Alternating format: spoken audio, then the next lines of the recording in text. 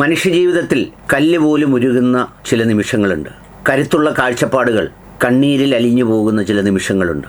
കൃത്യമായി പറയേണ്ടത് മാത്രം പറഞ്ഞു പോകുന്ന ചില ശബ്ദങ്ങൾ ഇടറാറുണ്ട്.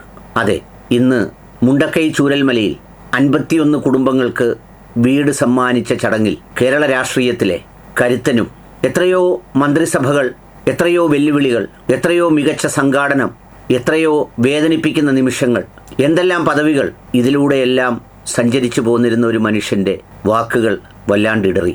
പൂർത്തിയാക്കാനായില്ല അദ്ദേഹത്തിന്.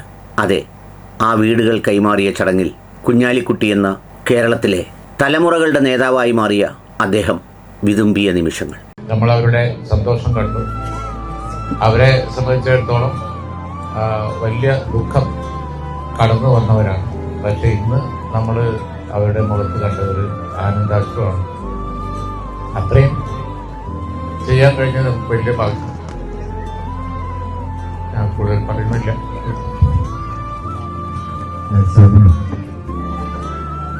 സംസ്ഥാനം കൂട്ടിയിരിക്കാൻ കഴിഞ്ഞു. മറ്റൊന്നുകൊണ്ടല്ല, ഇതിന്റെ അത്രയ്ക്കേറെ ഹൃദയം കൊണ്ട് നിർമ്മിച്ച ഒരു പദ്ധതിയാണിത്.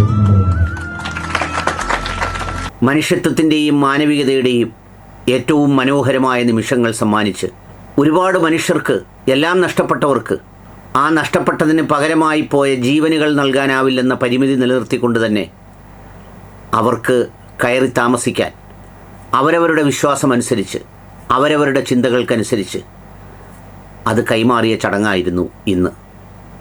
സംസ്ഥാന സർക്കാർ ടൗൺഷിപ്പിൻ്റെ ഉദ്ഘാടനം നിർവഹിച്ചുവെങ്കിലും ഇപ്പോഴും ആളുകൾക്ക് അതിനുള്ളിൽ താമസിക്കാനുള്ള സൗകര്യമായില്ല. എന്നാൽ 6 മാസം കാത്തിരുന്നിട്ടും പിന്നീട് കരുത്തോടെ രംഗത്തിറങ്ങി സമയബന്ധിതമായി അത് പൂർത്തിയാക്കി ആ കൈമാറിയ ചടങ്ങിൽ വെച്ചാണ് ബഹുമാന്യനായ PK കുഞ്ഞാലിക്കുട്ടി ഈ മനസ്സ് കൈവിട്ട് വാക്കുകളിടറി അവസാനിപ്പിച്ചത്. ഒരുപക്ഷെ അദ്ദേഹത്തിൻ്റെ രാഷ്ട്രീയ ജീവിത ചരിത്രത്തിലെയും കേരളം അദ്ദേഹത്തെ അടയാളപ്പെടുത്തിയ കാലത്തിലും വേറിട്ടൊരു ദൃശ്യമായിരുന്നു ആ നിമിഷങ്ങൾ. അത്രമേൽ ഹൃദയം സമർപ്പിച്ചാണ് അത് പൂർത്തിയാക്കിയതെന്ന് സാരം. എന്ന് മാത്രമല്ല, കേവലമായ രാഷ്ട്രീയ ലക്ഷ്യങ്ങളോ അല്ലെങ്കിൽ മറ്റേതെങ്കിലും പ്രകടനപരതയ്ക്കോ അപ്പുറത്ത് ഒരു വേള ഹൃദയത്തിലൂടെ മനുഷ്യജീവിതത്തിൻ്റെ നിസ്സഹായതയും ആ നിസ്സഹായതയ്ക്ക് മേൽ ഈ പറഞ്ഞ അല്പാൽപമായി ശേഖരിച്ച് കരുതി വെച്ച അത് മനോഹരമായി നൽകാനായതിൻ്റെ സംതൃപ്തിയും എല്ലാം കൂടി ചേർന്ന ഒരു സമ്മിശ്ര വികാരത്തിൻ്റെ നിമിഷങ്ങളാവാം അത്. അതിനെക്കുറിച്ച് പിന്നീട് സാദിഖ് അലി തങ്ങൾ പറഞ്ഞതും അങ്ങനെ തന്നെയാണല്ലോ. ഇങ്ങനെയൊരു നിമിഷം അപൂർവമാണ് എന്ന് പറഞ്ഞത്. ആ നിമിഷത്തിൻ്റെ, ആ ചടങ്ങിൻ്റെ ഏറ്റവും ഹൃദ്യമായ ചിത്രങ്ങളും ദൃശ്യങ്ങളുമൊക്കെ സാമൂഹ്യ മാധ്യമത്തിൽ അങ്ങനെയുണ്ട്.